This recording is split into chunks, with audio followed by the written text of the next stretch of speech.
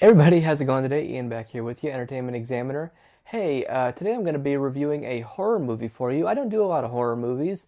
I like horror movies. I like the classic slasher films like Freddy, Jason, Michael Myers, Pinhead, Chucky, all those. This is another one in the doll realm. It's called Annabelle Creation. This is in the Conjuring franchise. Now, the Conjuring films, there's been two of them so far, are really well done horror films. They're kind of like old classic haunted house films. And I really like them because I enjoy horror films with a lot of atmosphere and not so much, I guess, gore, and movies like Saw and things like that, which can be rather smart, but they're not. I just prefer other kinds of horror, I guess. So, this is called Annabelle Creation. It's the prequel to Annabelle, which itself is a spin-off film from the Conjuring series. So, if you got all that followed, here's the review. It takes place in rural America. A young couple played by Miranda, Otto, and Anthony LaPaglia have a house, and they take in a group of orphans brought to them by the Catholic Church. Now they tell all the girls not to go in certain rooms, especially their daughter's bedroom, and of course one of the girls does, and she finds Annabelle, the possessed doll, and then of course the doll, she unleashes the demon, and the demon through the doll starts to wreak havoc through the whole house. And that's a pretty basic plot, but that's pretty much all that happens. I actually liked this movie. As far as horror movies go, I prefer more atmospheric, as I said, more than like jump scares. And there's not that many in this movie. Some movies are like all jump scares, and it feels cheap. But there's a lot of really cool stuff that they do. I'm particularly a fan of a scene where one of the girls has like a toy gun with a ball at the end of it that shoots out. And she shoots it out and reels it back in, shoots it out, reels it back in, and you know something's going to happen, and it does. And it's a really cool sequence. And there's a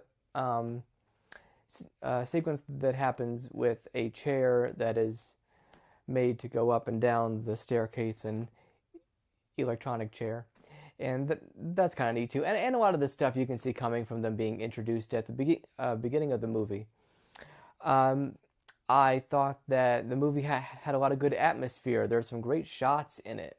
There's a lot of good character development. I liked LaPaglia's kind of stern father. I read that he, as an actor, didn't spend much time around the young actresses who played these girls, so he could build up more of for them to fear him. He didn't want to get to know them on the set, and that's very interesting.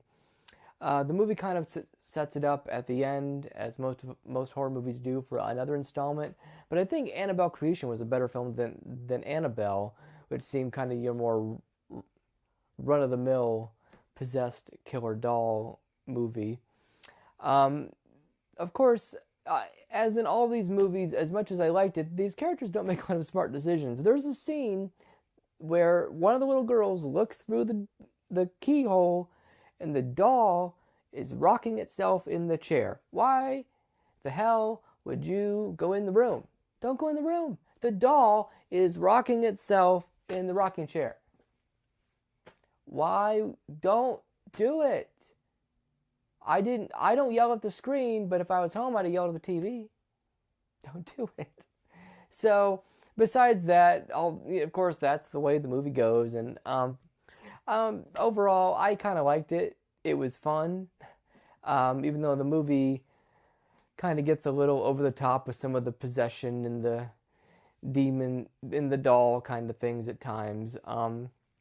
I thought that more of it worked than didn't, and I think that the Conjuring films have proven that good horror can last, and that a good horror film, like in the tone of John Carpenter's the original Halloween movie,